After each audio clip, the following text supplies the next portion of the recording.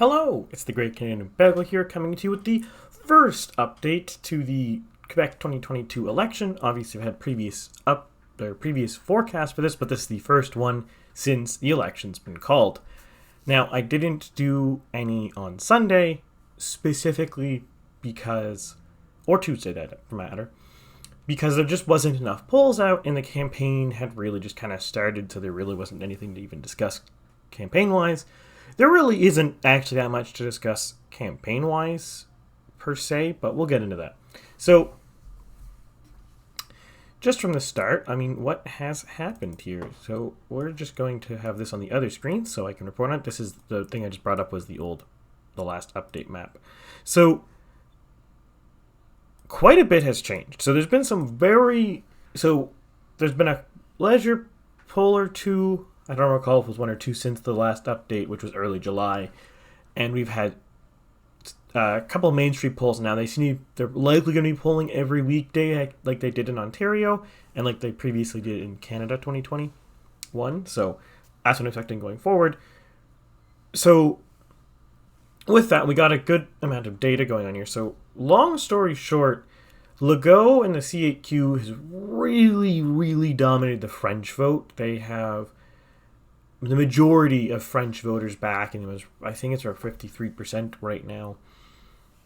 And they're not doing terrible on everybody else, allophones and anglophones. They're about 16%, so even among them, they're not that bad, which surprises me.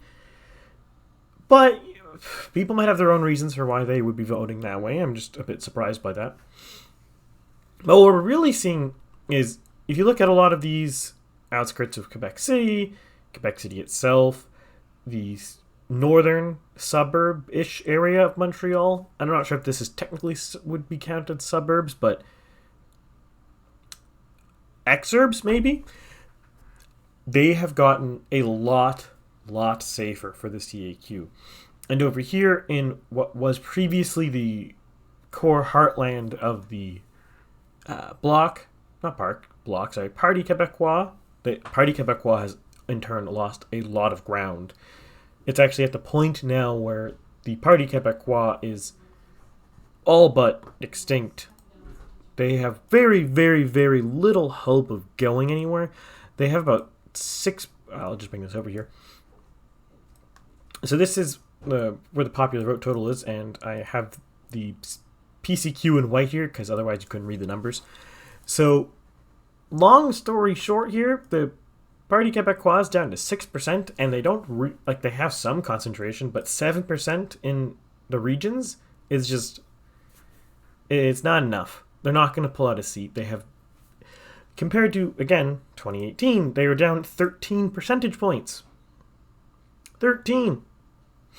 They have, their party's basically collapsed. I would be surprised if it even survives this to the 2027 election, or 2026 election, sorry. If it pulls out a seat, maybe. But right now, it's so far from having a seat that I just don't see its survival. And the CAQ, as a result, seems to have pretty much monopolized the nationalist vote. Now, he's monopolized it into a soft nationalism, whereas the Parti Québécois was more of a actual separatist party, and in fact, still the Parti Québécois, separatism is one of their core issues. Looks like, though, that the French voters in Quebec just really they're not fussed about separatism right now. They're not necessarily anti-separatism, as their support for the CAQ, which is, and even, in fact, Quebec Solidaire, which are both sovereigntist nationalist parties. But they don't really want to leave. I think they're just trying to extract what they can from Canada and see what they can get from that deal. Because leaving is a big deal. It would require basically changing everything about how Quebec's government works, and it looks like they probably don't want to do that. At least for now. Will that change? We'll see. The one thing that is notable in this update, though, more so than the last two things I pointed out, is the Liberal Party is losing ground everywhere. Notably, even in Montreal. Pretty much every single riding here has a smaller Liberal Party vote share than before, and a higher CAQ, and also notably PCQ, or the Conservative Party, that is, vote share. And if we splash back to the raw numbers, the PCQ is now sitting at a solid second place at around 20.8 percentage points, which is just shy of 22 percentage points behind the CAQ, but, well, we'll see where that goes. Now, this part brings us to the most interesting tidbit of this election. It's more, so like, there is zero chance right now that the CAQ could lose. Legault is doing solid in the polls. His campaign so far, I mean, it's been 3 days, seems adequate, and his opposition is so divided between 4 principal parties, I don't see a path forward for consolidation. I don't see how any of these opposition parties, in the span of about 40 days, could really mobilize their support together. Consolidate. To add to that, if, and this is a big if, the Quebec Liberal Party voters think that the Quebec Liberal Party is doomed outside of Montreal, so you see, say, all of the Quebec City and all of the region's supporters for the Quebec Liberal Party desert to the PCQ, putting them at 36% or about 37% in Quebec City and just shy of 32 in the rest of Quebec, or 31, I should say. That still likely wouldn't do much. In fact, you might not even notice it. Now, there's a couple of seats, like in central Quebec City, where if every single Quebec Liberal supporter voted Conservative, yes, you would actually see the Quebec Conservatives dig out ridings in the middle of downtown Quebec City.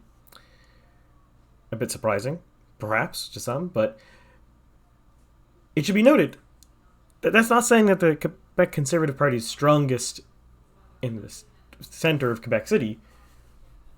They're strongest in the suburbs, the rural areas around Quebec City, such as Boyce or Lévis over here. That catches, that's also where the CAQ is the strongest. So yeah, they might be getting 28% in Quebec City, but the CAQ is getting 47%, so there's not a lot of room to maneuver there. Now, in the island of Montreal, if all of the PCQ and or QLP voters voted for one of those two parties, you would see Montreal either all red, more or less, or all deep blue. If the PCQ starts actually winning seats, I'm going to have to come up with a fun color for them so you can actually tell them apart from the CAQ, because these are the typical colors this CAQ use. And, you know, Quebec Conservatives are also blue, so that'll be a tricky one. I might have to just contrive some weird color, but we'll see. It's possible. There's plenty of colors. It's just contrast is a thing. Make it easy to read these maps, but that's future me problems. So there is potential that some consolidation between the Quebec Liberals and the Quebec Conservatives could conceivably lead to a net increase in opposition seats. But barring a total consolidation of the vote between the two parties, I don't really see going anywhere much. I will post in a comment below this one of the videos live what the consolidated vote share between the two parties actually would amount to, like how many seats they should win. I don't recall offhand, and I don't want to do it live because it's a bit finagly, but I believe it would be close to like maybe 30 or 40 seats. If, again, every single voter between the two parties picked one of those two parties and voted everything into it. So it's extremely unlikely that that would actually happen. Keep in mind, because the Quebec Conservative Party is very conservative. I would even hazard to say the Quebec Conservative Party might be considered conservative even in Alberta. And when I say that, they might be considered to the right of the Alberta Conservative Party, or the UCP. The platform the PCQ is running with is very ambitious, to say the least. Some highlights of it: they want to privatize the hospitals. They're going to have a public insurance plan, or some equivalent of it, so the taxpayer still pays for the hospital medical care, but all the hospitals are privately run and owned. So that would be very big change. They want to abolish the subsidized daycare slots and instead just create a direct cash subsidy to parents. Personally, I think that is a much better and more fair solution, but it is a very aggressive policy in Quebec, considering every other party supports or wants to increase the subsidized daycare slots. And there's a couple others. They want to do it effectively a $2,000 per person tax cut for people making under $80,000, and I presumably it would also be the same for people above $80,000, but the maximum benefit would be felt at $80,000 income. Again, not wildly out there cutting taxes, but the degree you're talking about cutting taxes, that's quite a large tax cut. Very few parties out there would be supporting that, and they also support oil and gas development, LNG terminals, building a pipeline across Quebec. Like, if the PCQ won a government in Quebec and in the next election a conservative government won federally, in a very short order you would see Trans-Canada revived and probably smashed through. So that'd be interesting. But the point of highlighting this is the Quebec Liberal Party. The thing you have to know with the Quebec Liberal Party is some people say it is was the quote-unquote right-wing party in Quebec. No, it's silly. The Parti Québécois is a social democratic party, hinging on socialist, but not quite. But 100%, they're a minimum social democratic national party. And the Quebec Liberal Party was best described as milquetoast Canadian centrism. Not particularly out there, not particularly egregious, but definitely not right-wing. Not in any practical sense of the matter. Maybe you could argue they're right-wing in Quebec, but that doesn't really say much when you talk about Canada as a whole. Now, the interesting thing about this is the CAQ. Some people are describing the CAQ as a right-wing party. I think that is not very accurate. It was more accurate maybe a couple years ago, but recently it's not terribly accurate. I would better describe them as broadly centrist, but maybe center right, if that makes sense. So if we're talking about like a 10-point scale and maximum right is 10 and maximum let's say an 11-point scale. Maximum right is 11 and maximum left is 1. This CAQ originally was maybe like a 7. Now they're like let's say a 7.5, and now they're like a 5.5. So they're vaguely right of center, but not in any useful terminology. They're probably roughly where the Liberal Party was in a large sense on an economic axis. On social grounds, they're potentially more right-wing, but I would argue that isn't a particularly good way to describe it, and this is where you get the limitation of one-dimensional political schemes. I would really describe them more as a statist party. They are very, very statist. They think the government should and can solve many, many problems. This is a bit of a loaded term, but I would perhaps say the best way to describe them, actually, on reflection, is they are a paternalist party. Particularly, they are the paternal party for francophones. They think everybody else should become a francophone. And francophones are their children that they have to protect. That really seems the vibe of the party. Now, that really shouldn't surprise you that much if you know anything about the French people, because that is how pretty much all of the parties in France function.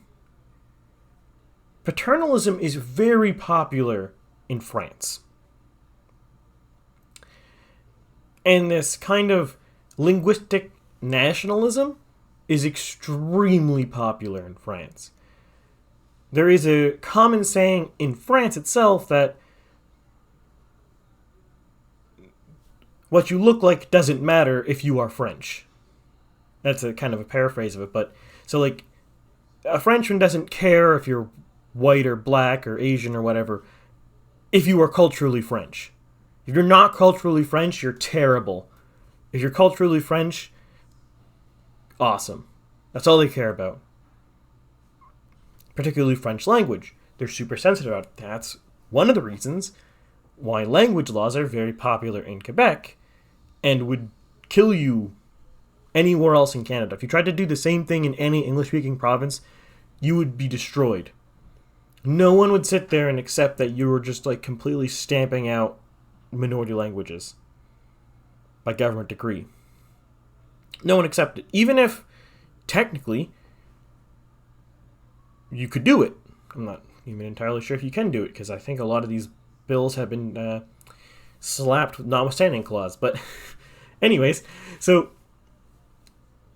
that's the best way to describe them. They are... It is like the Canadianization of European French politics, if that makes sense. Now you combine that with the PCQ, and they're both collectively they're polling about 63%, and that's a very big rightward shift in Quebec, because the CAQ, yes, I'm calling it like a 5.5. Both the Parti Québécois was like a 3. They were a solidly arch left-wing party. And they're basically dead. The Quebec Solidaire is like a 2, maybe a 1. It's effectively a socialist party. Maybe not in name, but in practice. And they seem to be verging on like the really gross version of socialism, which is North American socialism, which that's a whole nother video altogether, but that's a very incoherent form of socialism, actually. But that, again, that's another topic for another time. If you want to hear about that topic, comment below and I can make a video about that. But for now, that's not very important, because they're also not going anywhere, so they're not that worth talking about. So the big question going into this election was, would the Quebec Liberal Party be able to rally itself together and oppose the CAQ? They had their previous leader, Philip I don't remember how his last name was spelt, so It was a C. Philip C. We'll call him Philip C. Philip C. resigned after losing the 2018 election. So the QLP replaced him with Dominic Anglade. Dominic Anglade is wildly incompetent. QLP exited 2018, getting a thwacking, losing about 14 percentage points of popular vote. Pretty big deal. Going down all the way to 26 here. Primarily losing French voters. They had about 80% of the allophone/anglophone vote. Quite a bit. Going into the start of this election, well, the PCQ was brand spanking new, basically. They had 1.4% in 2018. They're brand spanking new. They've gained just about 19 percentage points in 8 months. That's quite a big deal. Quite a big gain. In just 9 months, the QLP has managed to lose an astounding 30 percentage points of the Anglophone/allophone vote and are now in the mid-40s. They're losing about 20% to the PCQ and losing about 12% to other splinter parties that are mostly just concentrated to Montreal. Now, I'll be honest, normally I say vote your conscience typically, but I really don't see what you're getting from voting for one of these small splinter parties. Maybe if there's more consolidation in one of them, but there's 2 of them. And there's also the PCQ drawing away Anglophone/allophone, so I don't know. It seems like a split vote nightmare there. But that's really the story of this election, right? So the QLP under Anglade doesn't know how to compete with French voters. Because keep in mind, they're not just losing Anglophones, they're also losing French voters. They've lost 13 percentage points in Quebec City. They've lost 11 percentage points in 10 percentage points, in the rest of Quebec. So they're losing French voters too. It's not just they're losing English voters. So they don't know how to compete with the French voters. They don't know how to hold their base. The party is just collapsing. And Anglade doesn't seem to particularly know how to fix this problem. And frankly, either through weakness or through poor decisions, has helped facilitate this. Again, one of the biggest things that has led to this collapse for the Liberals has been their support of the last round of language laws, particularly where they themselves added an amendment to restrict how many people could go to CEGEPs. I don't know what that stands for, but it's like a post-secondary education kind of thing. Like colleges, maybe? Anyways, English language, I'm going to call them colleges. If I'm wrong, Quebecers, comment below and tell me what it actually is so I can be more correct. But for now, I'm calling them colleges. So these English colleges, they were put an amendment to the bill to restrict attendance to them, or new attendance to them, or I can't remember the exact effect of it was. But long story short, they not only supported, but actively reinforced laws that the CAQ were proposing. And the CAQ was like, sure, we'll do it. Because of course they wanted to do it. They probably wanted to do it anyways. They just didn't think they had the political power to do it. But they'll happily let the other people spend their political capital do it. And that's one of the things that has precipitated, I should say, the fall of the PLQ, or QLP. And then the other thing that's precipitating this fall, that doesn't really help it or hurt it too much to the French voters, but what it really hurts them with, the French voters, is they don't understand, the current leadership of the Liberals doesn't understand what the hell their party should be. In a lot of ways, they're simultaneously trying to copy what the CAQ is doing. There's been several moments where they've tried to act really woke and move left socially. So they're trying to move left socially while moving nationalist provincially, while moving somewhere economically. I don't actually know where they're going economically, which is almost the opposite of what the party was before. Because again, as I said, the party originally was kind of milquetoast Canadian centrism. Probably a perfect 5. And now they decide to move very left socially and very right on Quebec nationalism issues. It's just, I don't think they know what they're doing. Because keep in mind, I've said this many times, we're in the era of the internet. The era of the internet not only is marked by online influencers destroying traditional celebrities and YouTube companies out viewing cable news, it's also changing political paradigms. This is very, very important. And I think this is really the entire reason why the QLP is completely getting destroyed right now. Their leadership doesn't understand the internet age. To win in the internet age, it's not about being milquetoast or appealing to people or saying specific things to specific people to make them like you. No, that's not how you win. You can't win that way. You can't. There is 0% chance to win by trying to please everybody in the internet age. It's literally impossible. And I will stick my name to that.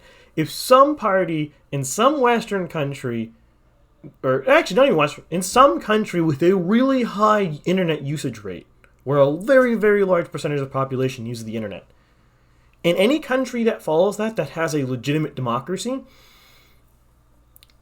trying to please everyone, you will lose. The only way to win in modern internet era elections is to have an idea, a platform, a position that you sincerely believe, and that people, when they hear you talking about it, when they look at your history, they can see, yeah, this person, they clearly believe what they're saying. They've been saying it for a very long time. They sound very convinced by themselves. They're very energetic. They're very passionate. These are things that matter in internet era. And yes, by doing this, you will make some people viscerally hate you. It's impossible. You can't avoid it. It's literally unavoidable with the internet. Because people hate you on the internet. I get, not many these days, but back in 2020 when I was covering the 2020 US election, I got a lot of people hating on me. Now, it was like mild hate, like nothing severe, but people were like saying my videos were bad or I was bought and paid for, and it's like, dude, I'm just covering the election. And I beat everybody. All the other modelers, they're better than them. So, anything you post on the internet will get this kind of reaction. And it, frankly, just as I diverge from Quebec for a moment, you've seen this recently in the media. Freeland got accosted verbally by some random man, and all sorts of legacy media and other people are clutching their pearls, being like, oh no, somebody said in mean words. It's like, cool? I'm not saying you should say mean words to politicians. It's just, that's the reality. It's barely worth noting. It's going to happen. Like, don't be a politician in modern days if you don't want that to happen to you.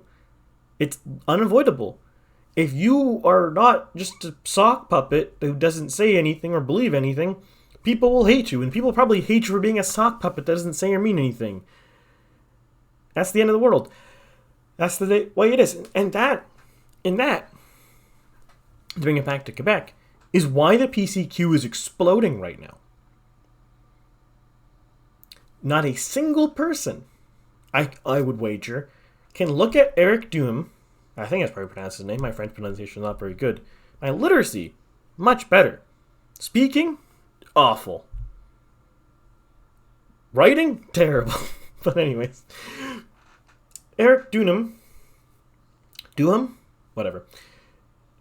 I don't think any legitimate person can look at him and say, yeah, this man, he doesn't believe what he's selling us. I don't think anyone could say that.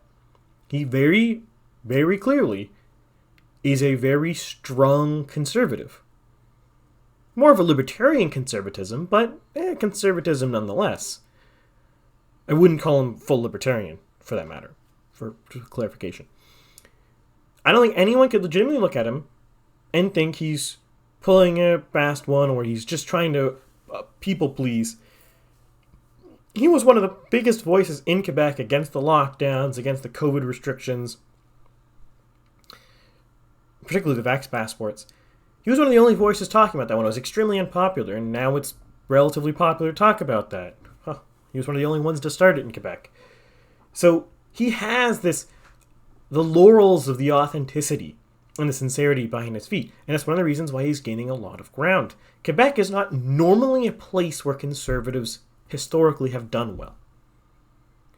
21% would be the upper end of what the federal party has managed to do since Brian Mulroney in Quebec. Or federal conservatives, that is. There hasn't always just been one party. But in this particular environment, in this particular place and time, combined with an ineffective, relatively incompetent QLP leadership, it might not entirely be Miss Anglade's or Miss Dominique's fault, but she's definitely not helping it. He's having a chance to rise forward.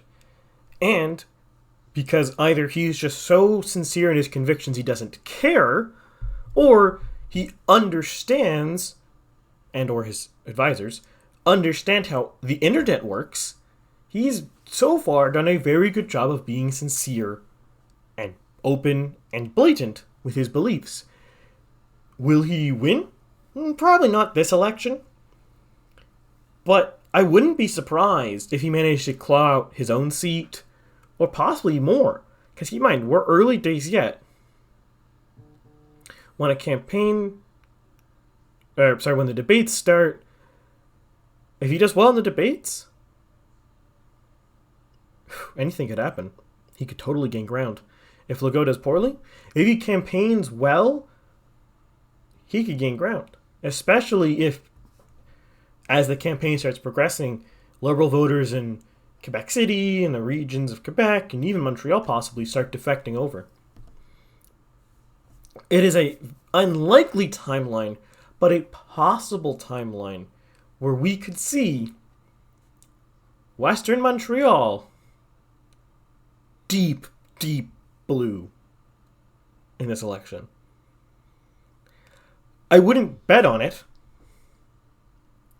but I think it's very possible. In the long term, again, this is early days in the election, so many things can happen. But if this kind of field holds out, what I'm expecting a long term to happen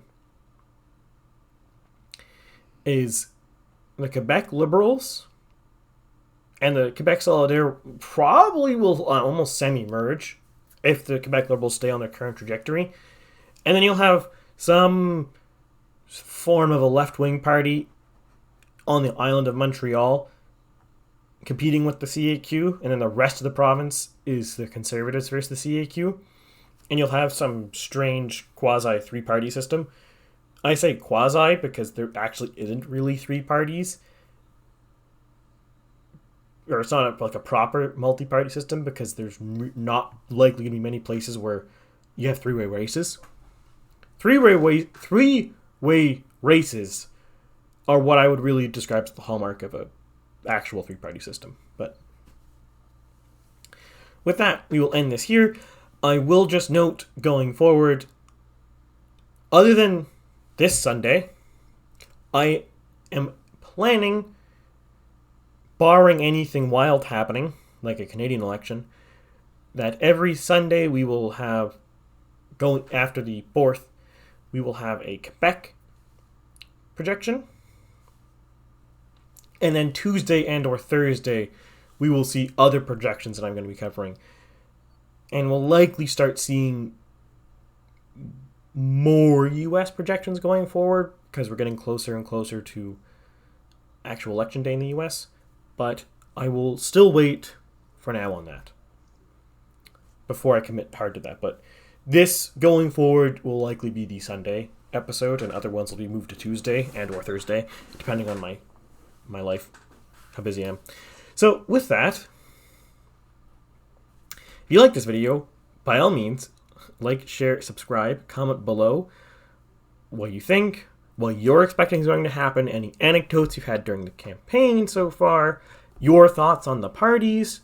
All these things, as I've said before, and I'll say again, they're very useful for understanding the polls.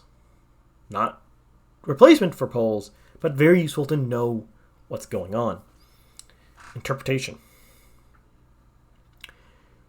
And if you want to stay up to date with what the channel is doing, follow me on Twitter.